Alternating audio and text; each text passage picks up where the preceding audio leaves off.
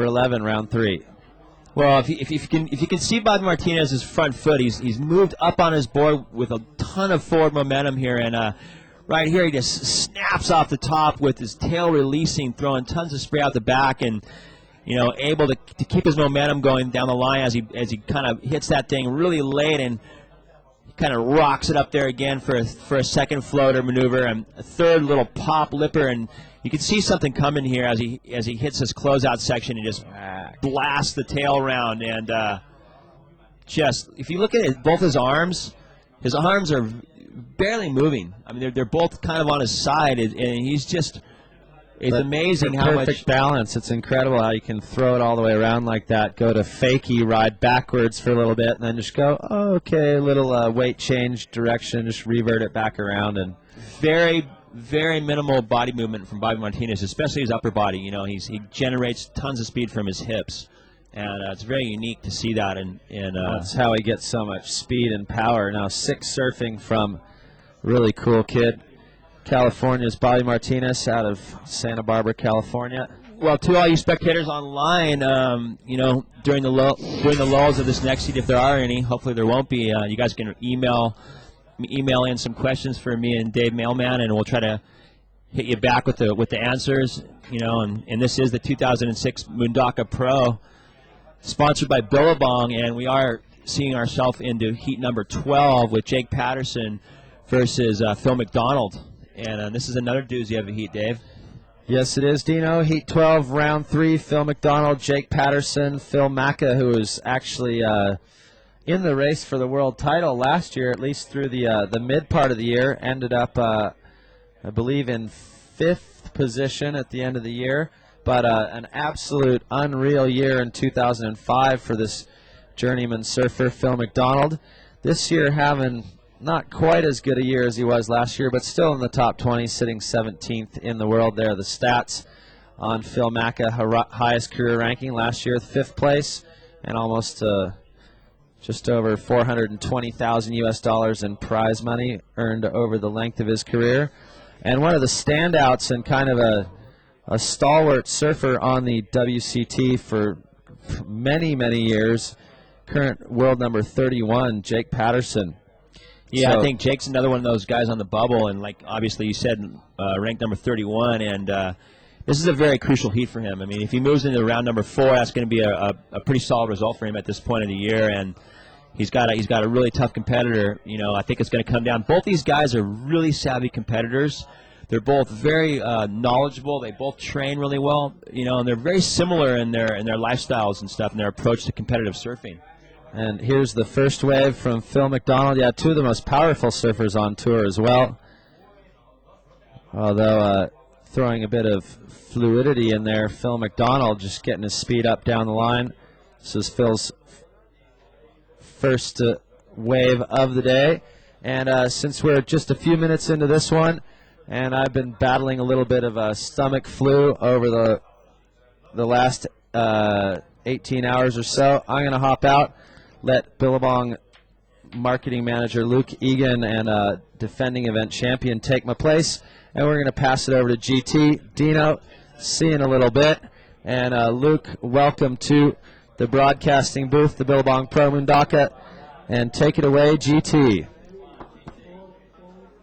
All right, Bobby Martinez. Well, another heat win behind you. You seem pretty comfortable out there, seeing how you spend most of your time at home in kind of right-hand point breaks, not lefts. Nah, I always like going left, so it's fun, but it's difficult out there. I just was trying my best, and I wouldn't say I'm very comfortable, but I'm trying to do my best, and I got lucky, so I was glad to make it through.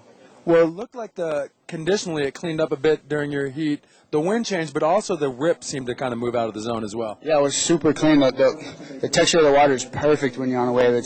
When I started this morning, I had like a little double wind on it, and now it's perfect. It's like a really groomed skate park or something. It's really clean, and just the waves are small. So. Wait a minute, do you skateboard too? No. I was like, what don't you do? No, I don't do that. Stay away, I watch. All right, well, congratulations, Bobby. 4th round to him, and to you, back to the tower with, I think, Snips and Dave are still going, marathon session. Oh, it's Luke Egan? Whoa. Sorry, Louie. Gee. So, Dino, fill me in. What do we got going here? I've just sat down. I've just come from the hotel. I haven't watched the last heat.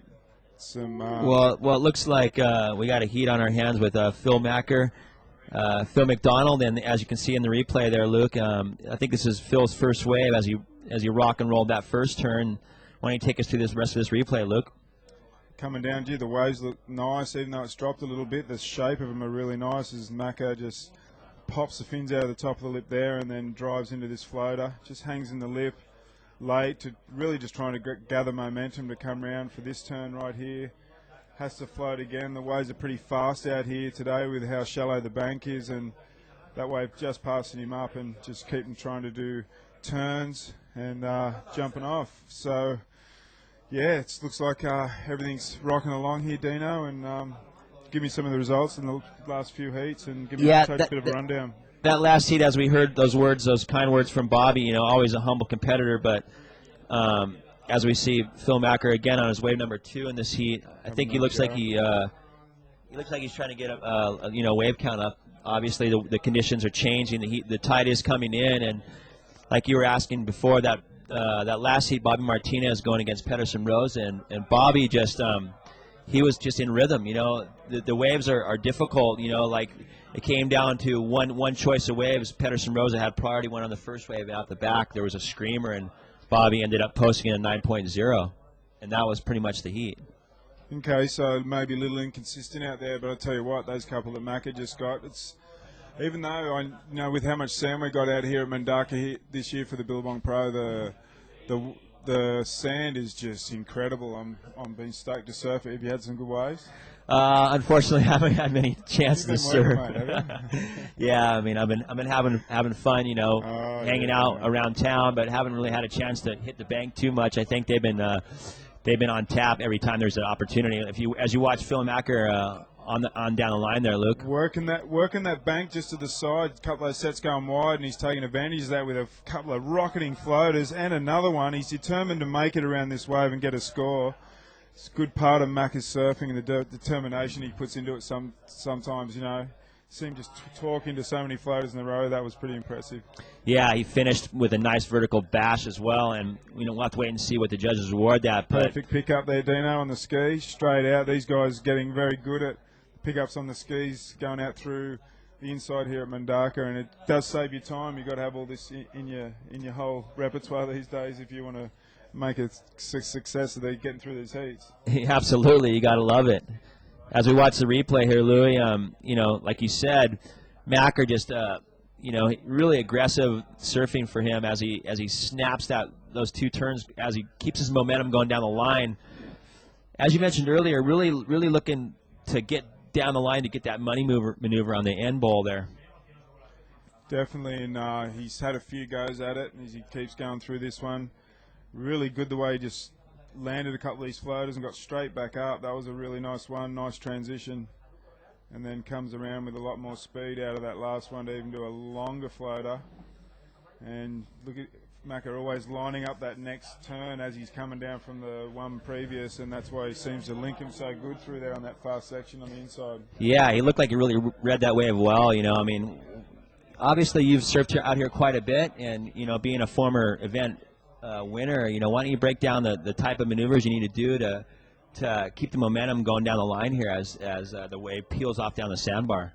Yeah, well, it gets so fast down here through the end section of Mundaka that you want to do maneuvers that gain speed. You want to be able to keep going very fast into your next turn because the wave's just racing off, and that's why sometimes you see these guys, they have no choice, but they have to float a section, make it look like they would do the floater as good as they possibly could in that section, but they grab up, and you got to just keep those momentum turns. But I think we've got a grab from Jake Paterson coming up, but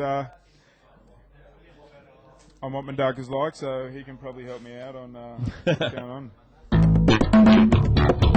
It's a sick left-hand kind of sand bank, kind of like a bit like Snapper but reversed, but it's so tidal, it kind of like screws with us really badly. So, we sit around lots around this place, and it's pretty good because all the tapas bars just down the street are pretty good to hang out at too. So a lot of waiting. Well, those are nice words from Jake Paterson. And obviously Jake Paterson, number 31 on the World Tour ratings at the moment. This is a pretty serious heat for him. Trying to requalify into next year's WCT Tour. Definitely, yeah. He's hasn't had too good of a year. Looking at the ratings, I've seen him surf some great heats and just miss out on winning. But just what the ratings say, you'd think Jake Paterson wasn't surfing very good, but he's been ripping. I was impressed with a couple of ways he rode out here the other day, and just goes to show how hard it is on this tour. Unless you get in the routine and you're getting good results. There's a lot of guys here surfing very well that I've seen in the last week, and they're not looking that good on the ratings, but they're surfing so high. It just goes to show how the guys that are number one, they're putting in a lot of effort and surfing very good. Yeah, absolutely. And you look at the ratings from last year, and there's quite a bit of the guys in the top, at least a few of the guys in the top 10 that are semi-struggling this year. You got Nathan Hedge at the bottom of the barrel down there at 33rd position. Yep. And as we see what looks like Phil MacDonald. Not mucking around at all.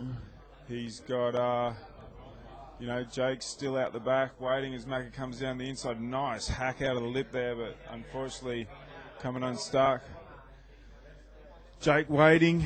He's like this. Jake will wait around for as long as it takes for to get that first good wave. And yeah, I've noticed similarities in these two guys' approach. I mean, they're really serious competitors and very smart and savvy competitors as well. I mean, Phil MacDonald, he had a heat against Kelly Slater in Mexico, and he didn't even get one wave. He just waited the whole time. Nothing came in, and he just ended up calling it a day. And nothing came in that he wanted, so he just chose to live or die by the sword, you might say. Definitely, and he's look at him right. That's what he's doing there. It's he's waiting, and he just realises if he needs to get a good wave. There's two different strategies going down here. Jake's decided to wait for the high scoring potential waves, and Macca's just come back like the replay we're about to watch on one of the ones he got on the inside. He just wants to, get a wave count up, and he's already got, we've seen him catch 3 waves down there, even more, and he's got a 4.83 and a 5.50 in his scoreline. So he's just chipping away, and Jake's kind of waiting for the 8s, and as he goes through on this wave, he did surf it pretty well. Nice little snap off the top there as he projects down the line like you had mentioned earlier. Just really, the type of maneuvers you choose to do out here are really important to the final outcome of these waves. If you do the wrong turn, you can lose the whole wave and potentially lose the potential for a score. Yeah, and taking all the stops out in the end too, trying to spin right around, but was right on the edge of his tail and tail diving, I guess you could call it. And Macca's just working that inside, just trying to better those smaller scores, and Jake's still sitting out the back. With only 18 minutes remaining, I mean, time is ticking down, and definitely. We are into heat number 12 of round number 4 of the 2006 Billabong Mundaka Pro. And Jake Paterson, Luke, still hasn't caught a wave, and maybe he's waiting for what looks like a bomb of a wave to get his first score. There's one question. If you lose heats, either way, these guys are surfing them right now with Macca charging the inside and getting his scores up. And Jake, there's, one of these guys, that decision they made to go and take that tactic could cost them the heat. And, it just takes 1-8 right now, or 8 or 9 with a really good last puff of the swell that we got remaining with the high tide. He's taking the gambles. He's going to get it and get around an 8 and then be back straight in the ball game with, it still could easily happen. Yeah, absolutely. I mean, I watched Tommy Whitaker yesterday. He didn't even really start his game going until halfway through the heat, and he nailed a big score, and then he ended up getting a 9-5 in the closing minutes of the heat and dismantling Chris Ward, who at that point was looking really in form, but just had a hard time, strategically to put the nail in the coffin on Tommy Whitaker. And Tom Whitaker coming back with 2 giant scores at the end of that heat to finish him off in that round 3 clash they had. Definitely, and I think this heat can really does prove too why some of the changes were made to the criteria when they dropped it from 3 waves to 2. Jake has opted on that other cycle to wait for the good wave, and that's what we want to see happen. Whereas if it was 3 waves right now, he'd be a little bit behind being able to maybe get this finished and be able to win it. And I like that aspect of the game Yeah. that they've got to deal with, because, you know, there's fans on the beach and you guys watching the webcast want to see these guys just charge, just surf as hard as they possibly can, and that's the aim of it. Do you ever find there's a fine line though between waiting too long? Definitely, but you know, if we knew how long we were waiting in the first place, mate, you just don't know. It could come at any time, and you just got to try and feel it and know what the ocean's doing, and hope that you're making the right call. Well, earlier 2 weeks ago, all the boys got to surf Mundaka cranking, and I think Jake was out there. Let's hear what he had to say about the what they called the super session, Luke. Cool, check it out. I just knew it was going to be a scene. It was, I think it was a weekend, and I just knew about half of the tour guys were coming down, and I knew all the local guys would be out there because it was pumping, and I just figured, you know, save all my boards and my energy and have a round of golf instead. I had a nice day. Well, that was they were really lucky to get that day, you know. I mean, unfortunately I showed up like 2 days after that, and all I heard was how cranking Mundaka was, and man, I would love to be able to surf those kind of waves out here. Definitely, Dino. I saw some of the photos before I got on the plane in Australia to come here to Spain, and I was just blowing my mind how good the waves were. I heard it was very crowded though, but you know, you get that when a world-class wave, you know, peels its guts out at you and does it the way it should. Well, it looks like we have Jake. Was that Jake Paterson on his wave number one, or No, that was Macca on the inside. Macca. And Jake's still sitting out there. You know, it's questionable, some of these sets coming now and Jake not taking them. There's a few bumps out there, though, Andy, where we're looking way out to sea. There's a few bumps out there, and I could be close to saying, I don't know, if this could be the biggest set of the heat. What do you reckon? It looks like there's definitely some bumps, but if they materialize or not is another question. Yeah, I what think you've got to be careful here, too, is the wind sometimes will blow them up when they're further out and make them look a bit bigger than what they actually are. But I reckon I'm doing all right on it. I reckon we're about to see the biggest set. Well, I think you would have that knowledge, Luke. You know, I think we're going to see Jake Paterson. I'll take your word for it. Well, you know, in heat number 13 is Taj Burrow. You know, the only guy still left in number 3 going for the title here, and you know, as Joel Parkinson, Mick Fanning, Kelly Slater, and Annie Irons all advancing into round number 4, Taj Burrow still left to surf. You know, you got to think that there's a bit of pressure on him moving into this next heat. Yeah, it's you know, you race your own race, and I know Taj is good at what he does, and especially Mundaka at this size, he's got a good advantage. He's great when the waves are this size. He's got some fantastic moves, and so's Ace Buchan, though. You know, he's been surfing very well back after injury, and you know, these waves are going to suit him as well. It's great little shaped waves at Mundaka here today. I'd like to have a heat, that's for sure, but we're not going to that. Yeah. Well, I guess sitting there, I was proven wrong there. None of those sets even eventuated for Jake, that I spoke about before, which is, I think he should have probably had one of those. He should have probably had a look at them with. Well, I mean, 11 minutes to going. He's getting pretty.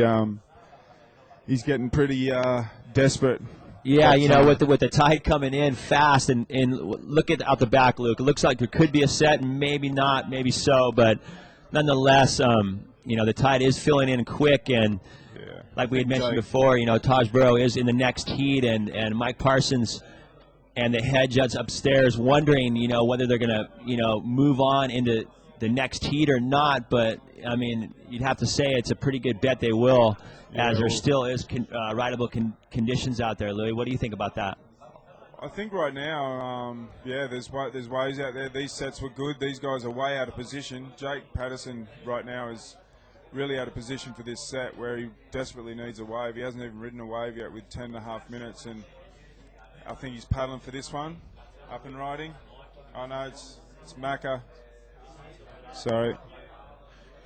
Yeah, I mean, you gotta wonder. You know, Jake's been patient, you know, and that's one thing. But now it's getting to the point where, you know, he's going to have to make a stand here with only, you know, 10 minutes remaining. He hasn't even went on the board yet. as we see a shot of world number 2, Taj Burrow, with his jersey on. It looks like they're gonna end up running his heat. Yep, so far Mike Parsons is deciding the event's going to go on, and with that last set I thought, yeah, why not, for sure. And, we just saw Taj lead for that lonely walk up to the end of the pier where you jump off for your heat. He's probably just thinking about already into his routine and just trying to think about what he's got to do out here and get the good waves. Good friend of Jake's. He's realised what Jake's doing right here and it's not quite working. He'd be monitoring that and just wondering what he'd need to do if he's going to go the inside quick like Macca has in this heat, and he's in front. But if we look, there's only 10.33 that Jake Paterson needs. It is 2 waves, but that's only 2.5, maybe a 5 and a 6, and this heat could still be his. And yeah, I think that he passed up a couple opportunities, during the heat, and the tide is rushing in quick. As we all know, Mundaka, for all you spectators online, and this is a river mouth with a 15-foot tidal swing, and as soon as the tide does come in, it just rushes in. And as you can see, it is filling up on the lineup as we look at a shot of Trent Monroe and Mick Fanning, 2 surfers that are already in round number 4. Trent Monroe in blistering form, definitely on the bubble, and was a very crucial heat for him, Luke. Yeah, definitely. These guys, all of those guys, it's it's coming to the end of the year, even though we've only got a few more events left. It's pretty crucial now. Everyone's really locked in and knowing which position in the whole thing with the points. They're all locked in. Pretty much know they're going to be around that position unless they do really good in the event. So everyone's keen to move on and get a good result. He quarters on, say for someone within the top 10 right now, you'd have to be saying it's a good result. Absolutely, and in the next heat, like we have mentioned, Taj Burrow is going against Adrian Buchan, and Ace has been out half the year already. I think he missed 5 events, and you got to think that the pressure's kind of off of him at this moment. He's probably just here having fun. I mean, I know he wants to do really well, but I think that this is going to be an interesting heat. For Taj, this is a very critical heat in the race, and I think Ace is, he's got to be looking at an opportunity here to take out a guy in the title race, and it's probably a big opportunity for him. Yeah, definitely, and we're going to check out Paco's barrels, I think, from the other morning in the tube time. Got some time here, Paco. Yes! Joel just picking off perfect waves in this heat. I mean, he always seems like he's in the right spot at the right time. I mean, 20 minutes before this heat started, it was pretty average, and all of a sudden he paddles out and it's just getting barreled down the sandbar. Just hitting it perfect there. So Paco just in front, and who else have we got there? We got Tommy Weirds, and we got Victor, for in there for the Nixon tube time. Well, that's a nice prize there, that emeralds and diamonds and all that stuff in that Nixon tube time watch that they're given. Definitely. I'd love to get my hands on one of those. Definitely.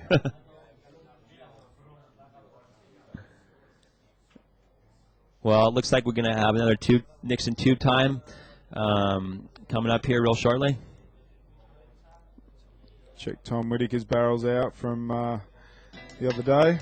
And Tommy's was pretty solid wave. Look at that thing go. I mean, how's that second little chandelier section come over the top there, Luke? See that? Yeah, that was nice, and love the way that he dropped into this thing and then just pulled up through the deepest section of the wave. Epic barrel there by Tommy Weeds. Yeah, did you see that second barrel? I was watching from the bluff on that one, and I was kind of blown away. He plowed through that. Yeah. I mean, that wave looked fairly solid. Beautiful. Been very lucky this week. We've had some great waves out here, and got Macca looking in. Well, Jake Pato, get back to the heat, and then Jake Pato, 5.5 minutes remaining, and he hasn't even caught a wave yet out here at Mundaka in this heat.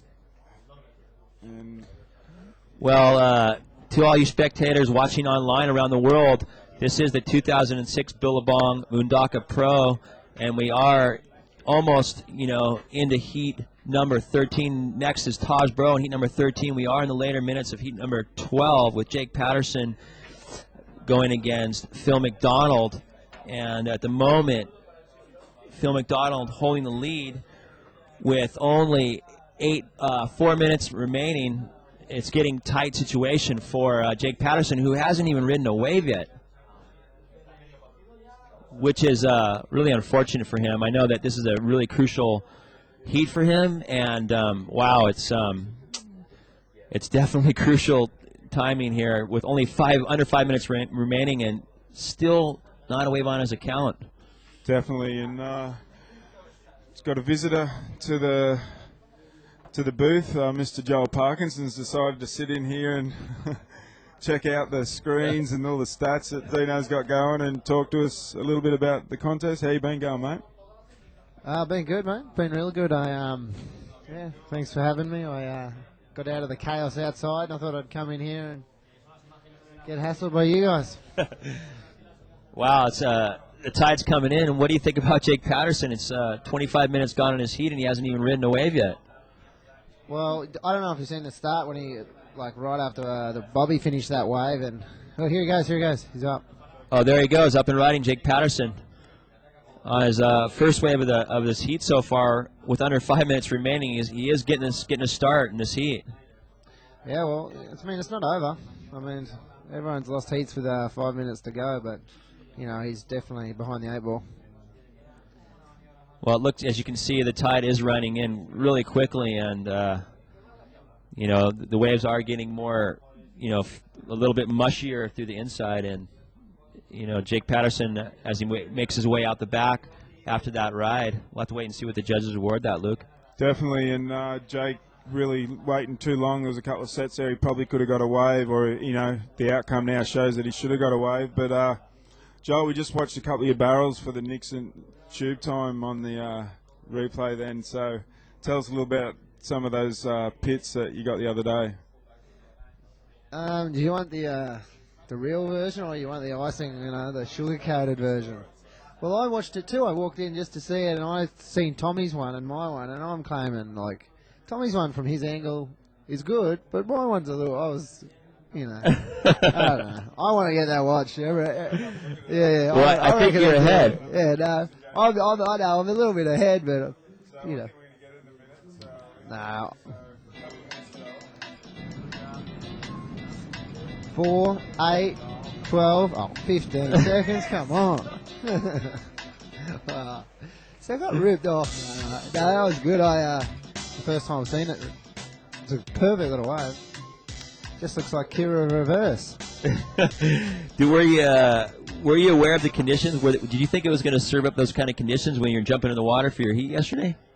No, not at all. I thought the heat before, I thought we were both going to struggle. Like I really thought priority would play a part, and I really went for I kind of thought it would be a tactical win.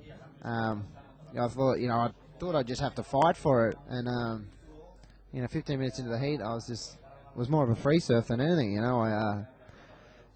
Were you a little bit shocked with Jared House having priority? I mean, not priority, but he was deeper on the peak. And then he went for that first one, and then you got the bomb out the back. Yeah, no, I was a little bit. I was surprised that because when I looked at Jared's wave and I looked down the line, I went, oh no, he's gonna paddle into a 10, and then I turned around and looked at the next wave and went, wow, look at this, and then every wave that he was getting to, I was watching from behind, and you could just see it was had no wave in the back. It was just a flat, just churning up sand and spitting out chunks of everything from behind. I was going, oh my goodness. If he's in there, he'd be getting a 10-point ride, and but every time there was 3 or 4 waves in a set, so I'd just flick off and go, I know. I was going, man. Look at the kind of rhythm he's in. I was stoked to watch that. I mean, unfortunate for Jared House, but obviously you're going for the world title, and alongside Mick Fanning and Kelly and Taj and Andy, all you guys other than Taj are in round number 4. So that was a pretty exciting heat. I was, all the people on the cliff and bluff were just frothing, yelling and screaming. Could you hear everyone out there? Yeah, no, I could hear. It's a good vibe. I guess, I got to say that, that heat was just a bit of one of the freaky ones I've ever had. Well, it looks like we're in the remaining seconds of heat number 12 with Jake Paterson and Phil MacDonald. And it looks like Phil MacDonald with his strategy might come out ahead in this heat. It looks like Jake's paddling and unable to get that wave. And, man, unfortunate for Jake Paterson, currently rated number 31 in the world. Very serious heat for him. And, wrong tactics there, Dino. He should have maybe got one of those smaller waves as we see Macca just crucifying this one on the way in, just going to